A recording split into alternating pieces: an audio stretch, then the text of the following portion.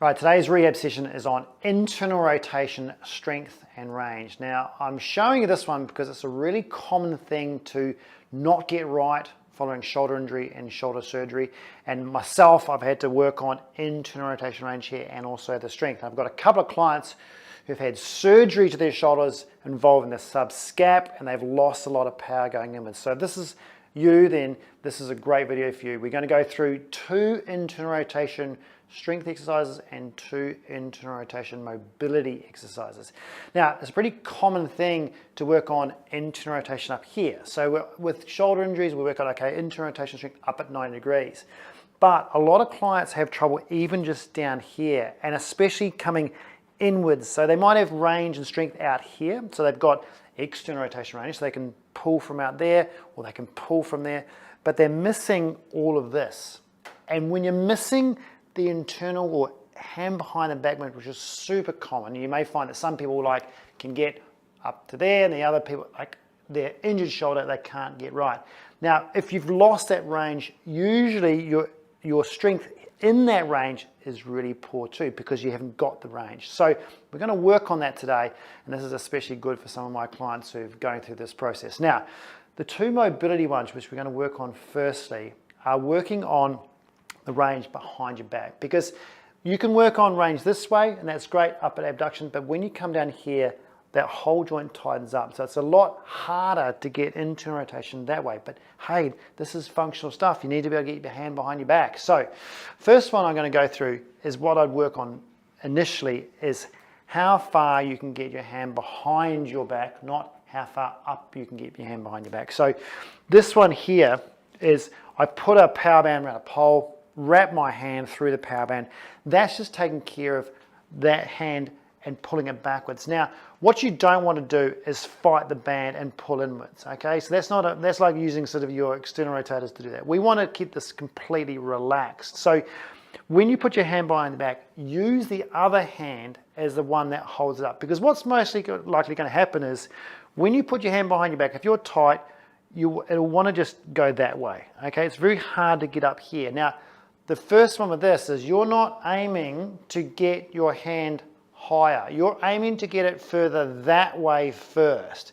So to help you with that, this hand just keeps it in position so you can relax, because the last thing you want to do is actually hold on when you're trying to do a mobility exercise. You're trying to relax it. So you want this one behind your back and this one just resting it there. So this left hand of mine is just being completely passive. I'm not holding on, I'm just letting it go.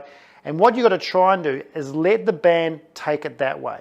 Okay, now you may find when you start this, you've got to have any range at all there, but you might find it sort of, you've just got to there. But then you've got to try and let that shoulder relax without your shoulder doing this. So think, that band is taking my hand backwards that way, but I've got to keep my shoulder pinned back. So I want to be fully planted, upright, core on here, pull my shoulder blade back, which will get me the stretch here. Hold this hand up and then let it relax and let it go backwards. And you can only go so far as if you go any further, it's just going to tilt you. So keep that chest forward, let it go back, and that will give you the stretch through here, that soft tissue work and that release through the front to get more range behind your back, more internal rotation. So that's my first one I'd get people doing.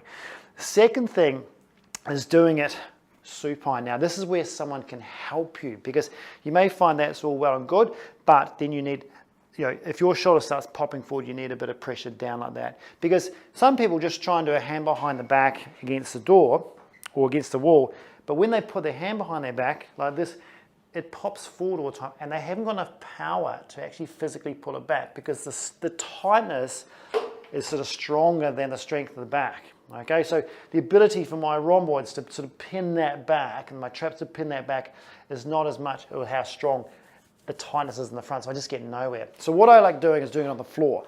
So if I'm working on my left shoulder, which is my tighter shoulder, you want to go into internal rotation. Now obviously as far as you can handle without your shoulder really popping off the floor. You don't want to be so far up your back that your shoulder's like this. There's no point doing that. So I would start down, even if that means you just start with your sort of hand under your buttock, if you like, so you can try and get that shoulder reasonably down and not up. Okay, so you're in internal rotation. Now what you can do is you'll need another person at home. What they do is then gently put some pressure here. So they are going to push that shoulder down to get you more mobility through that joint in internal rotation. Okay, so they're not gaining internal rotation, they're not pushing it into internal rotation here. You're just maintaining a level of internal rotation here and then trying to get that shoulder blade flatter and flatter and flatter and flatter on the floor with someone's pressure here. You've just got to be careful that that person is on board as far as not pushing too hard, because you don't want to go and injure your shoulder by doing the stretch. So they're trying to push that shoulder backwards into that position very carefully, okay? So you can give them some feedback, okay? Just push it back to the point where you can tolerate. That's going to make that whole shoulder improve and not make it more and more and more sore. So when you come away from it, you should find that that movement is a little bit better.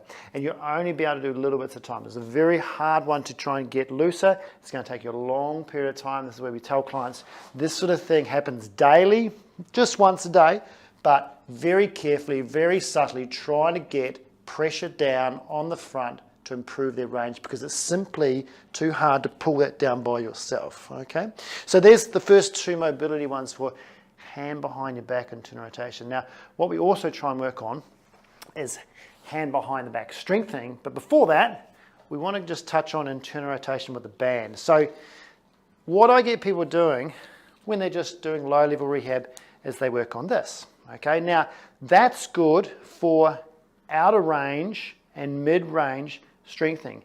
But when they get to here, if you notice, the band is now parallel with my arm.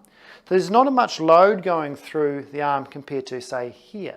So when I'm out here, I've got strengthening, and then the band, because the angle changes, get to this point, is actually much load. And some people miss the actual strengthening component by just going here.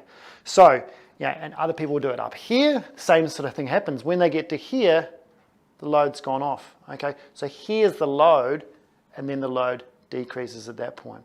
So what we need to try and do is change the angle of your body relative to the anchor point of the band, okay? So if I'm sort of 90 degrees onto that band, then it's going to be completely parallel with my arm. So what I want to do is make sure I just turn around.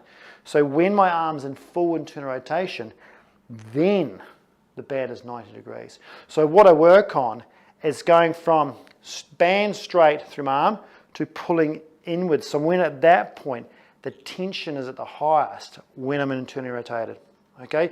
So I'm gaining strengthening work that is more in my inner range than I would if I was here, okay? It's a simple little thing. You're just going to try and be parallel with that band, pull that band in, and it's going to get harder and harder and harder. And what you're going to try and do is almost get a little bit more than 90 degrees. So there's 90 degrees there, but if you keep your elbow just away from your body, you'll get another sort of 20 degrees that way.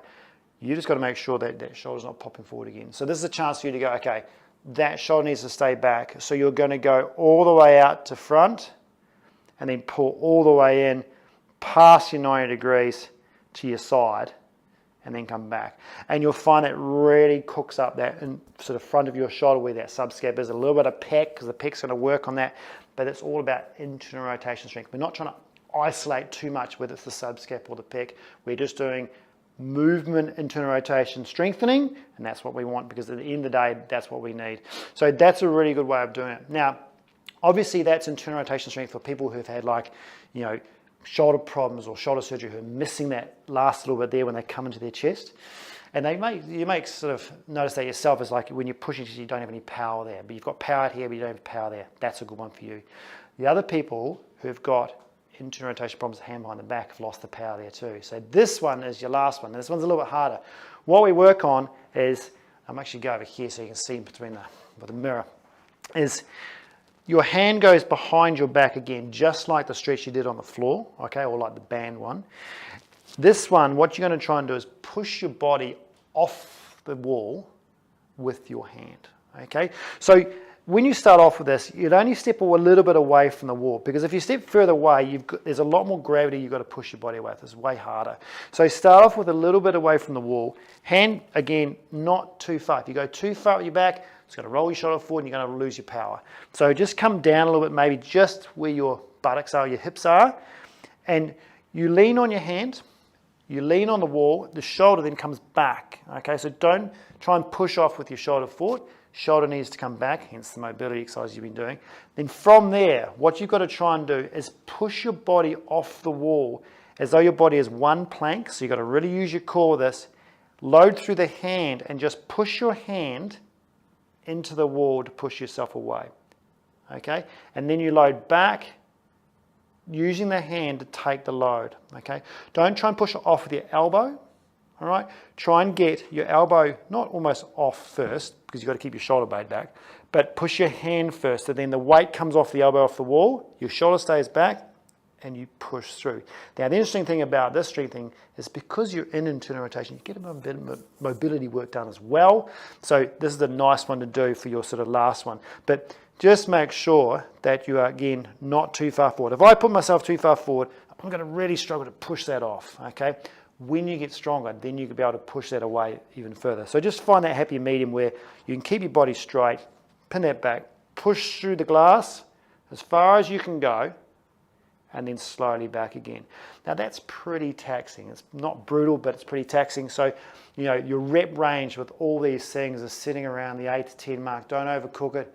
Start off with your 2 sets, maybe going to 3, you know, 2 or 3 times a week. Some things you can do daily if they're not sore, but just be careful on how much you can tolerate. So that's my 4 for internal rotation. See how that goes. See you next time.